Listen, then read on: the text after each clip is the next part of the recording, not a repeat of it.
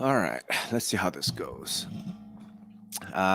This is a bit of an experiment because I've been wanting to do musings on a more regular basis, but having to record it and then edit it and put in all the stuff, I feel like it's getting in the way. So I figured, what the hell, it's not like I have that many followers, but just gonna record it as a live and then let it go, let it fly, I guess. See if that's gonna lead me to do more of these. Because there are things I think about, there are things I read, and I think, oh, I should sort of opine on this, muse on this, if for no other reason than to understand kind of where my thinking might be. So I'm not going to present these as some sort of really well thought out, strong opinions or whatever. It's just more kind of thinking out loud, online, live, see what happens. You know, um, if it ends up, that I do more of these, and maybe, some of you guys will try to come on, and that'll be fun. All right, but so today, what am I thinking about? Like, what's going on? There's a lot, but I thought the most important thing is to talk about a little bit examining the new announced sort of housing plan from the Biden administration. It's really complicated. I'm sort of working through it, trying to understand what this means. And quite frankly, I think that's it, the sheer amount of programs, the sheer amount of things that were proposed is a little bit beyond me. So I'm looking to find experts, who might be able to come on like a regular notorious pod and just help me and help, whoever, help the audience kind of understand what is actually being proposed and how this might actually work out. But in the meantime, like reading through it, there's something kind of bothered me. So I just figured, you know what, I want to just kind of talk about it. So let me start with sharing something here. All right. So I want to start with this because this is something that I feel like I've been hammering on for quite some time, which is around millennials, right? As I've written, and if you heard me speak or anything, you know that I started in real estate like around 2004. And back then, even there were a lot of consultants who came. I was a realtor at the time, talking about how, you know, the the boomers are like this big, chunk in the python, and then the Gen X who don't matter. That's me. And then millennials are the biggest population we've ever seen. They're really going to fundamentally change housing and how we, as the industry needed to kind of understand the millennials, understand all that. And back then, millennials were like in their 20s, right? Um, so the thought was, as this group, this huge population starts to work their way through the demographic python, right? So as they start to get older, graduate college, get jobs, start families, it's obviously going to, like, the way it was presented, they're going to save housing. They're going to fundamentally change housing. And what we need to think about were things like millennials are all about mobile devices or internet, they're web native generation, all of that stuff, and how they have different takes on things. And so here we are, 2022, and millennials aren't 20-year-old kids anymore, right? The oldest millennials are like 40 plus. Um, and the thing that I've been tracking all along is like, okay, when are the millennials really going to impact the housing industry in a really big way? When are we going to see this huge, sort of spurt of buying activity? All of that, which everyone had predicted, and it just really hadn't happened. So this is Apartment List 2022 Millennial Home Ownership Report. So obviously they're going based on, somewhat older data, right? So most recent census data. So this is probably 2020 data. So maybe this is a little bit higher. But look at this. According to most recent census data, millennial homeownership rate stands at 48.6%, more than 20 percentage points lower than rate for Gen X and 30 percentage points lower than baby boomers. Okay, that's understandable because Gen X, baby boomers, were older, we have more money, you have longer careers, the whole thing. But I should have highlighted it. Even adjusting for age, right? Um, Even among older millennials who are 40, 60% own homes, same point, 64% of Gen X, 68% of baby boomers, 73% of silents owned homes, right? So they're clearly behind, right? And what should be even more worrisome is this stuff, right? Increasing share of millennial renters say they will never own a home. And that percentage is continuing to go up. 22% view themselves always renters in 2021. Preliminary data from 2022 show that share is increasing. I mean, it seems obvious, right? When home prices are going up 15% year over year, 19%, and depending on where you live, like if you're in certain parts of Florida, I think home prices year over year were over 45%. I think Austin was like over 35%. There are certain cities, that have been very high demand cities where like prices have just gone straight up and to the right. And at the same time, we know it's not like wages, it's not like income for 35-year-olds have gone up 14, 50% year over year, right? We know this. Like everyone knows this, everyone understands this. All right. What's even more is this. This was a little shocking. Down payment savings rate remains shockingly low. 2021, nearly two-thirds, they have no savings whatsoever. Only 16% have saved more than $10,000. The average savings of just over $12,000 represent a 4% down payment on a medium price condo. Okay. Like I said, I've been talking about millennials since like 2009, 2010. Made some funny statements, crazy statements. It's something I've been tracking for a real long time because I felt like, these people are going to completely change the housing industry, completely change the real estate industry. We really needed to understand what's happening with them. And I'm not a demographer, right? This isn't what I do. So I just follow demographers. I look at them. All right. And again, like I said, millennials aren't kids anymore. They're in their 40s, right? And the millennials who are in their 40s, at least 60% of them own homes. Yes, it's way lower than previous generations, but okay, that's what we have. Thing is, on the whole, so that's the oldest millennials. So the millennials in their 30s, like the prime sort of family formation, home buying years, they're way below 60, which means as an aggregate, 48.6%. Did not break 50%. Okay. The reason why I really worried about this, and I continue to worry about it, why I think I just put up a tweet saying this is the biggest story in real estate that nobody's talking about.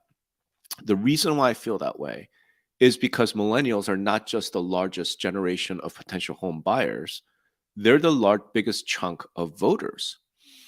And boomers, still I think might be slightly more because they're just more motivated to go. But fact is, like the number of boomers aren't going to increase, right? Like they're on their way out. So in another 5 years, like the current politics as well. I'm sorry, but millennials are probably the most important voting bloc, right?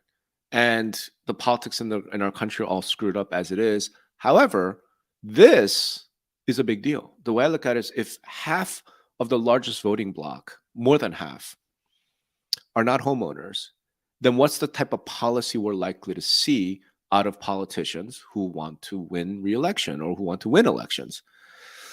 So that's something I've been like talking about and stressing and thinking about for a few years now. Just a few days ago, so May 16th, this came out, and I've been trying to make sense of this, trying to research it. And like I said, this is a pretty heavy, complicated topic.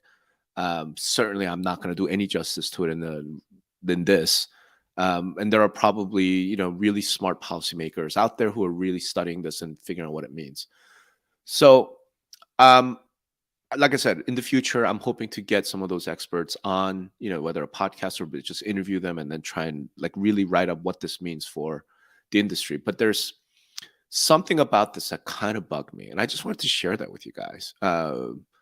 So first of all, here's sort of what the plan wants to do, help renters who are struggling with high rental costs, boost supply as an important. So this I thought was really cool because previously when governments typically talk about like affordable housing, almost all of it was just kind of the demand side, right? Like, rental assistance, lower interest rates, greater access to financing, whatever. This is the first one that I could remember seeing where at least at the federal level, the government's talking about we need to do something about supply, right? There just aren't enough homes. And this is something that NAR has been talking about, the industry been talking about for at least 10 years, right? We're not building enough homes to sort of match what was happening with the population growth. So at least they're talking about that. Great. Um, Boost supply, important element, bringing home ownership within reach for Americans who today cannot find an affordable home because there are too few homes for sale in their communities. Yes, like we'll get into that. All right. And reduce price pressure because this will help inflation since housing is a big part of the CPI. All right, cool. So here's sort of as a high level what I think the plan is suggesting, right? Reward jurisdiction reform zoning. That's a really important piece, but it's not real clear how that's all going to work. And then we have stuff like this: new financing mechanism, build and preserve more housing where financing gaps currently exist. Okay, that sounds pretty neat. But then you keep reading, and I get this: manufactured housing, including chattel loans, the majority of manufactured housing purchasers rely on, accessory dwelling units, the ADUs, 2 to 4 unit properties, smaller multifamily buildings. I'm like, okay, this is when I started getting a little bothered. Um, I'm gonna skip it because that's actually a really cool idea, constructing permanent loans. And I think my only question with that is, as they talk about it here, it's sort of limited to rural areas, and I'm wondering why. Like, why wouldn't you make this available everywhere? But that's again further future discussion, future detail. Let me scroll down to what I really wanted to talk about. It's things like this, right? Unlocking Possibilities program, $1.75 billion competitive grant, needless barriers to affordable housing production, including permitting for manufactured housing communities. What the hell are manufactured housing communities if they're not trailer parks, right? I mean, again, maybe there's a definitional problem here, and I'm just biased, and I'm used to, when I hear manufactured housing communities, I hear trailer parks, not, wonderful condo developments. But leave that aside for a second. All right. Supporting production of availability of manufactured housing. Here we are again, right? And the idea here is that the government would then go to Fannie, go to Freddie, and say, you need to start buying loans that are for, manufactured housing loans. Okay. And, as the plan pointed out, today, because manufactured trailers essentially aren't considered housing, they're not considered real estate, people have to do chattel loans, right? Personal loans, different types of loans instead of getting a mortgage. They want to change that. Okay, that seems like a neat idea from that standpoint. Okay. And then we get into sort of scaling up ADUs, construction renovation of ADUs, offset the cost of ownership while expanding the supply of affordable rental housing. But I'm looking at this like, wait a minute. Unless I'm totally crazy, ADU, accessory dwelling units means, okay, I've got a home, I have a big backyard, I could put up a small sort of, you know, thing, right? I mean, this tiny house or, one of these cool, like, I guess I will have to call it like advanced trailers. And there's some that are really neat. Like I thought about putting one in my backyard to use as an office.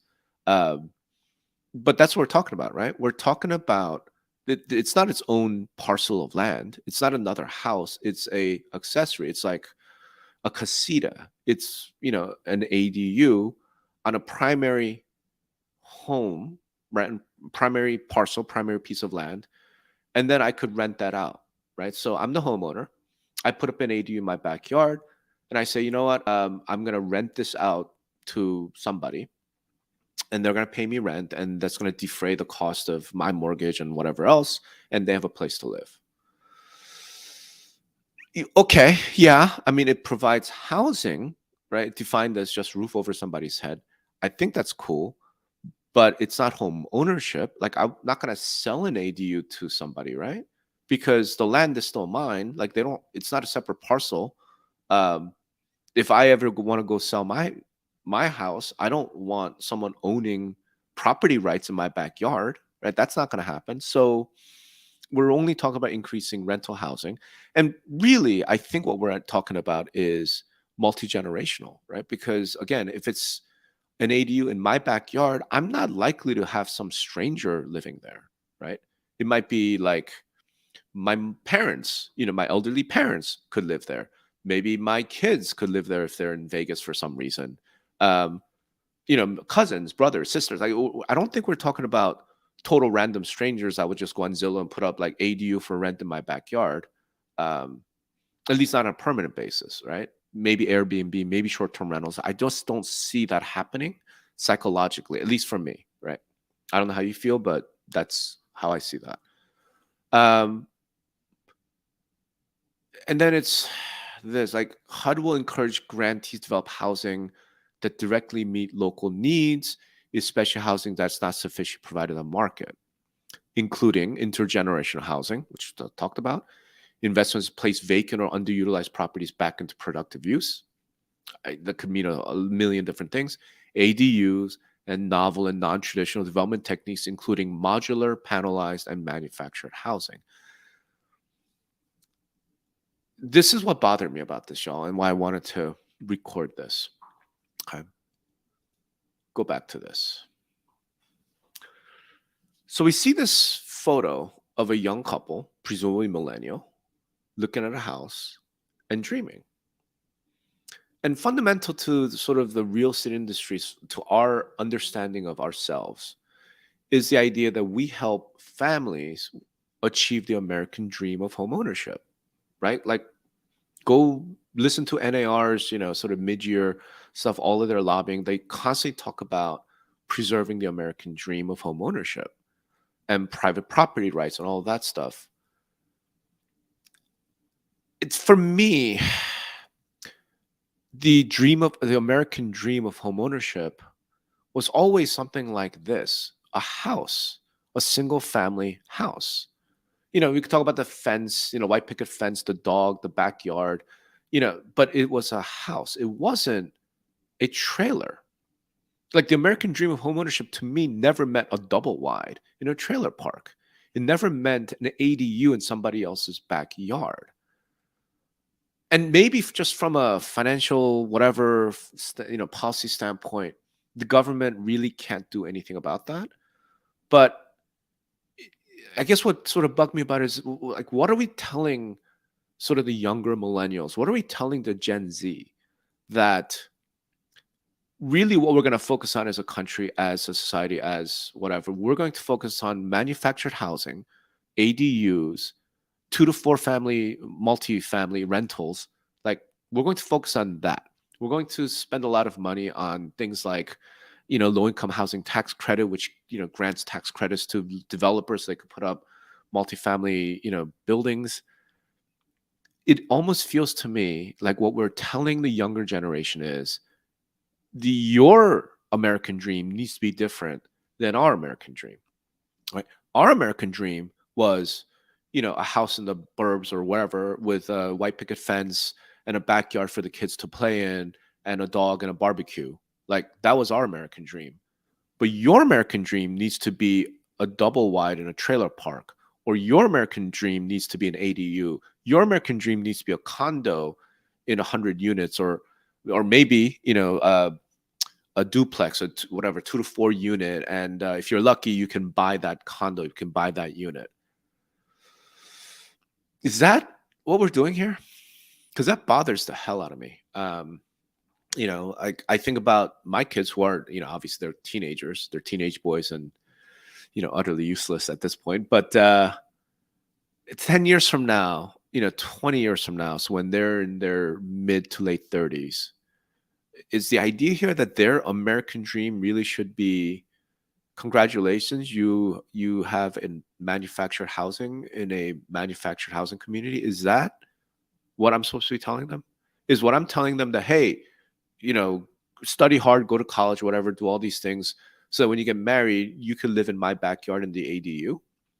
Like, something about this bothers me. Something about this rubs me the wrong way. And I've got like one of the producers, because I'm doing this live, right? Obviously, they're not in this, but I have a podcast producer, and there's a young man, EJ, who's awesome.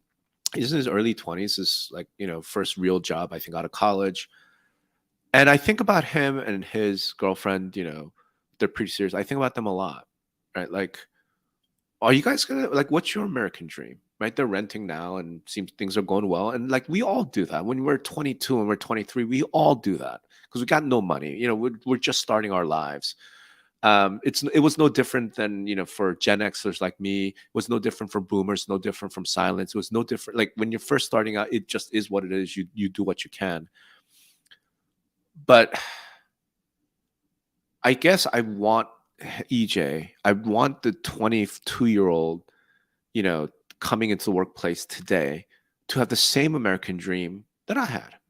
I would love for them to have the same American dream that their parents had. It's like one day you work hard, you do the right thing, and you are also going to about buy this single family house with a white picket fence and a backyard and some place to raise your children. Not, hey, you know what? Your American dream needs to be manufactured housing community.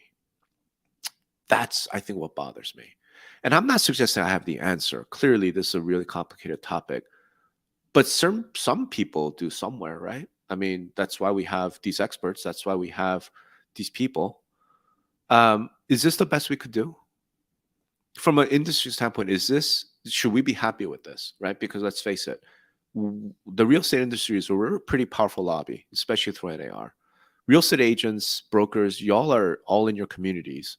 You have a lot of say in like how this sort of goes one way or the other. Is this what we're telling the younger generation today and future generations? That you need to have a different idea of what the American dream means. And if that's the case, man, like I feel like we're crossing some line that we should really think about before we cross that line. For myself, I don't want that to be the case. I think if you're 22 today, you should have the exact same American dream that your parents did. That one day you will be able to own a home with a fence and with a backyard, with a single family residence in a nice, safe neighborhood. If that's not what you want because you love the urban lifestyle, great, good for you. You go get that condo in whatever, a high rise building in downtown San Francisco. Good for you. Like whatever you want. But your dream can't be stunted like this. Right? I don't want us as a country, as society, be telling our young people, lower your sights, right? Don't have that dream. I don't want that. And I feel like that's what this is. Like maybe it's a genuine effort to try and solve the real housing affordability crisis. But the way that it's sort of laid out, the what it's really emphasizing, it feels to me like what we're telling younger people today is your dreams need to be different. And I don't like that. We have to find a better way. Um, Again, like I said, this isn't my area of work. I'm not a housing policy analyst, but we got to find a better way. We have to somehow figure out a way for the younger generation to have the same American dream that I and my peers at Gen X, that the boomers had, that the silence had. And anything less than that, to me, is incomplete. It's insufficient. It's maybe doing the easy thing as opposed to doing the right thing. So, not that my one random ass opinion means anything, but that's just how I felt. And I thought I would share this with you in this musings because I wanted to have an experiment, on how these things might go, and maybe I'll do more of these if this ends up being okay, at least on YouTube. All right. Anyway, thanks for watching this. If you watched it, and if you have any thoughts, feel free to leave comments or drop me a note. Thanks. Bye.